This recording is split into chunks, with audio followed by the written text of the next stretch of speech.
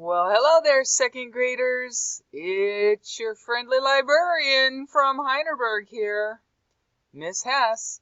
In case you forgot me. You didn't forget me, did you? I sure miss you guys. Hey, I understand that you're working on Unit 9 in literacy, which has a lot to do with money, right? Money. So that's buyers and sellers. So I thought you might enjoy this electronic book that I would share with you today. Are you ready? We're going to talk about earning, spending, and saving. So as you can see, the title of our book is What Can You Do with Money?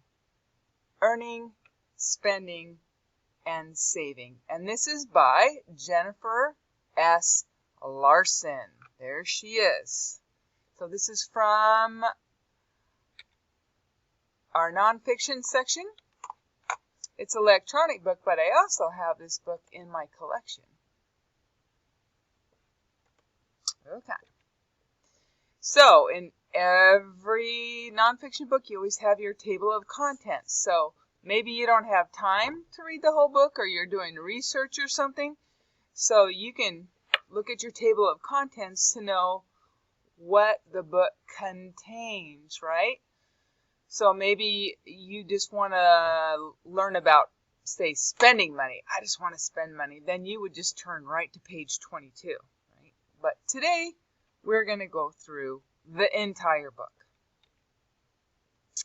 Okay, earning money. Have you ever sold lemonade or cookies? Did you make some money? When someone works at a paid job, he or she earns money.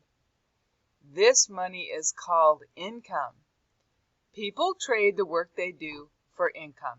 And then you can see in our little caption there, it says this man is working. The income he earns at work may also be called wages. And you'll see that word wages come up later in this book. Goods and services. People use their income to buy goods and services. Goods are the things we eat, wear, and use.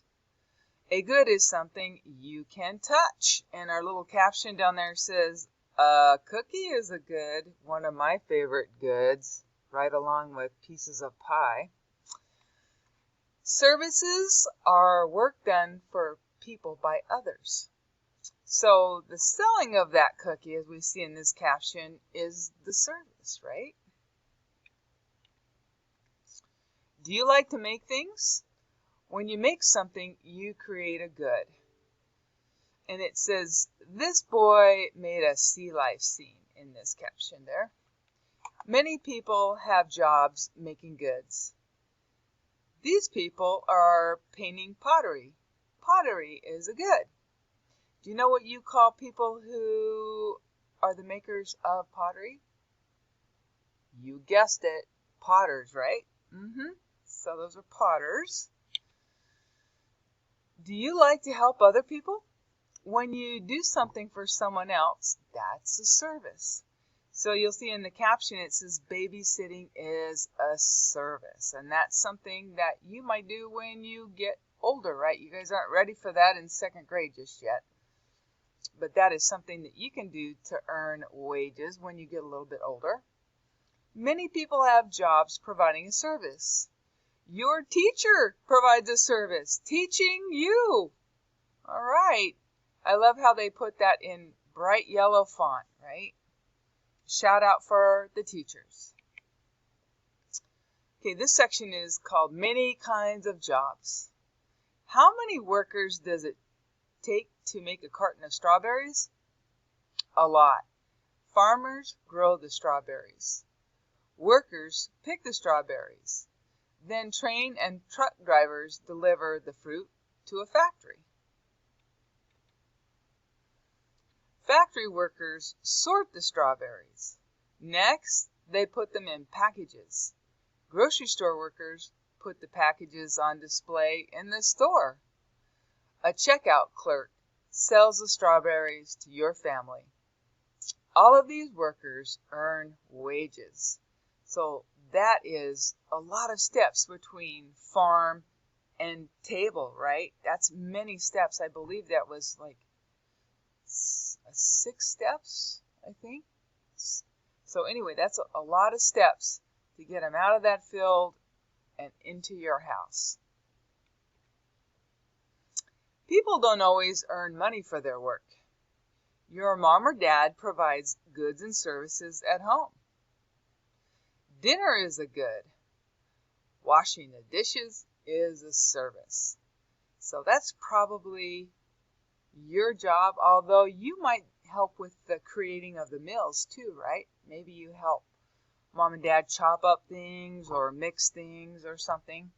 I know a lot of people are getting into baking these days in our days of quarantine. We're eating more, right? Okay. And now we're to making choices. Each family chooses how to use its income. First, a family spends money on the goods and services it needs. Food is a good we need, because you need food to survive, right? You need food and shelter. This woman is making a budget. A budget helps a family figure out how to use its income. And that's down there on that caption. And that's one thing that's kind of hard, I think, for kids to understand is, you don't really understand how many things that your parents have to balance just to keep your house going. It's a lot of steps.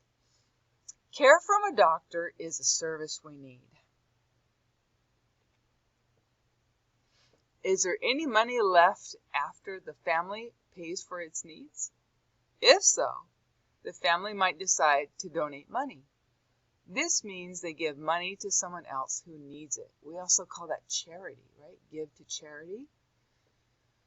This family might also choose to save some money. You can save money in a piggy bank or a jar.